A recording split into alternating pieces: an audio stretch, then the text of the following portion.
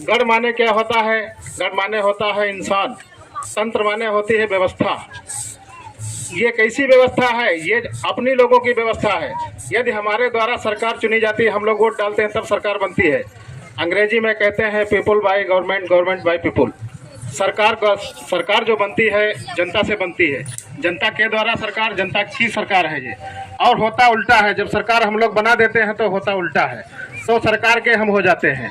क्योंकि सरकार की जब बात मनवाने जाते हैं सरकार हमारी सुनती नहीं है। ये बोलते हैं ना, अधिकांश लोग बोलते हैं। क्यों बोलना पड़ता है? क्यों? हमारे लोगों की अज्ञानता है, क्योंकि हम लोग अपने अधिकारों के ऊपर सचेत नहीं है। जब तक हम अधिकारों के ऊपर सचेत नहीं होंगे, हमारा लोगों का इसी प्रकार से शोषण होता रहेगा। क्योंकि संघर्ष का समय जो होता है ना, वो बहुत ही कठिन समय होता है।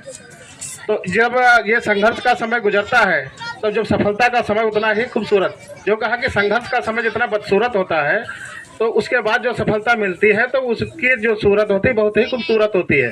तो पहले तो आदमी जब संघर्ष करता है, कोई काम करता है, तो लोग भी हंसते हैं, पड़ोसी भी हंसता है, अपने आप ने भी हंसते हैं। और जब आगे धीरे धीरे करके वो बढ़ता है, पढ़ाई करता है, पढ़ाई में तो आराम तो है ही नहीं, क्योंकि जो काम करने वाला, मेहनत करने वाला है, तो वो दिन में काम किया, शाम को सो जाता है, उसको शाम को भी, रात को भी पढ़ना पड़ता है। लेकिन बाबा साहब ने कहा था, जो अधिक मेहनत करता है वो सबसे कम पैसा कमाता है। यदि तुम्हें पैसा कमाना होगा तो तुम्हें शिक्षा पर जोर देना होगा। और ऐसे नहीं होगा कि वो आदमी आगे बढ़ गया है, पढ़ गया है, पैसे वाला हो रहा है, तो उसको कहूँ बर्बाद कर। बर्बादी तुम्हारे हाथ में नहीं है, क्योंकि भगवान बुद्ध ने कहा था कि किसी के कहने से कुछ नहीं होता। यदि किसी के कहने से कुछ होता तो ये दुनिया जो है स्वर्ग बन जाती, या तो ये नरक। इसलिए कोई दुनिया क्या कहे, तुम्हारे लिए बहुत कोई दुआ करे, बहुत बड़े बन जाओ, बहुत बड़े बन जाओ, कभी नहीं बनोगे। और कोई तुम्हारा कहता रहे मर जाए, तभी नहीं मरोगे, क्योंकि वो एक निश्चित समय है। इसलिए हम लोगों को किसी भी मान अपमान को नहीं वो करके चलना है। क्योंकि जिसने कहा है, भगवान बुद्ध ने कहा, जिसने नींद और निंदा दो शब्द ऐसे हैं जो जिंदगी को तबाह कर सकते हैं और जिंदगी को आबाद कर सकते हैं। नींद जो है इंसान को बर्बाद कर देती है, क्योंकि जब कोई काम अच्छा आता है तो उसको नींद आ जाती है और सो जाता है। ठीक, अब एक आदमी पड़ोस में जाता है, पता नहीं हमें कुछ गाली दिया या नहीं दिया, वो पड़ोसी आता है, कहता है देखो तुमको वो गाली दे के जा रहा। अरे अब हम उसमें ध्यान देंगे, अगर जो वो गाली दे के जाए उसका पीछा दौड़ाएंगे, तब तक वो गोला निकल जाएगा। इसलिए हमें उसकी निंदा पर विशेष ध्यान, कोई ध्यान नहीं देना है। वो उसका काम है, क्या कर रहा क्या नहीं कर रहा। सिर्फ हम लोग ये नहीं है एकत्रित होकर के आज ये सब है, आज के जो बच्चे जो कल का हमारा भविष्य होंगे। क्योंकि बाबा साहब भी इसी तरीके से बैठते थे जैसे अपने लोग बैठे हो, आप लोग बैठे हो। ये कभी हीन भावना अपने अंदर मत लाना, क्योंकि बाबा साहब ने कहा था कि अपने स्वच्छ बनो, दुर्गुणों से दूर रहो। दुर्गुण मतलब शराब, गांजा, भांग, चरस, अफीम, इससे दूरी बनाओ। अपने बच्चों को शिक्षित करो और उनको बताओ कि तुम एक देश के महान व्यक्ति बनने जाओ। ये नहीं जो तो बेकार लौंडा है, ऐसे बातें मत बोलना अपने बच्चों को। ये बोलना ये बच्चा हमारा महान बनेगा, और उसके अंदर धीरे धीरे हीन भावना को खत्म करो और उसके अंदर ये महत्वाकांक्षा जागृत करो कि तुम एक अच्छे इंसान बनोगे, और उनकी शादी करने में जल्दबाजी ना करो। ये बाबा साहब ने कहा था, मेरा विचार नहीं है, ये बाबा साहब का विचार है। अब हमारे लोगों में ये होता है कि अधिकांश कहा कि वो 17 साल 18 साल का हो ही गया, अब कहा है उनकी शादी कर दो। जब शादी कर दोगे फिर थोड़े दिन तक तो सही चलेगा, बाद में तो विवाद होता है, फिर हमारे जैसे अन्य वकील तमाम लोगों के पास जाते हैं, फिर वो मुकदमेबाजी में उनकी ज़िंदगी तबाह हो जाती है। तो इसलिए हम लोगों को बच्चों में यही ज्ञान प्राप्त देना है कि तुम्हें सिर्फ और सिर्फ तुम्हारा काम, एक समय पर एक काम, एक रास्ता चुनो। बच्चों के लिए सिर्फ पढ़ाई है तो पढ़ाई। और कहा, बाबा साहब ने कहा था कि अपने बच्चों को अपने व्यवसाय में मत लगाना। जब तुम मजदूरी कर रहे हो तो उनको मजदूर मत बनाने का प्रयास करिएगा। तो इसलिए बच्चा तभी संघर्षशील होगा, स्वाभिमानी बनेगा, जब वो तुम्हारे ये काम में नहीं जाएगा और तुमको उससे दूरी बनाना। क्योंकि हमारा तो जीवन जो होना है वो हो चुका, क्योंकि इनके ये खिलने वाले फूल हैं, अगर जो ये खिलने से पहले इनको छल दोगे तो ये बर्बाद हो जाएंगे। इसलिए अपने बच्चों को शिक्षा पर विशेष ध्यान दो। आप लोग इसी प्रकार से अपने मन और दिल को दृढ़ मजबूत बनाओ, आगे बढ़ो और अपने बच्चों को पढ़ाओ। ये हम लोगों का उद्देश्य, जो बाबा साहब ने कहा था कि तुम लोग हमारे शिक्षित लोगों से आज ज्यादा अपेक्षा नहीं है कि हमको कुछ देना, सिर्फ इतना ही दे देना कि मेरी बात को कुछ गलियों में जा करके अनपढ़ लोगों को ये मेरी बात वहां तक पहुंचा देना। तो हम लोगों का दायित्व है, कोई गाली दे चाहे कुछ भी करे, हम लोगों की ड्यूटी है कि हम लोग जा के जो भी जैसे स्थिति में है वो जाए और बाबा साहब के विचारों को, सिद्धांतों को बताए। क्योंकि बाबा साहब कहते हैं, बाबा साहब तो दुनिया से आए चले गए, वो गए नहीं है, वो यही है। यदि बाबा साहब से बात करना चाहते हो, बाबा साहब से बात आज भी होगी, लेकिन तुम बाबा साहब से बात करने वाले लायक तो बनो।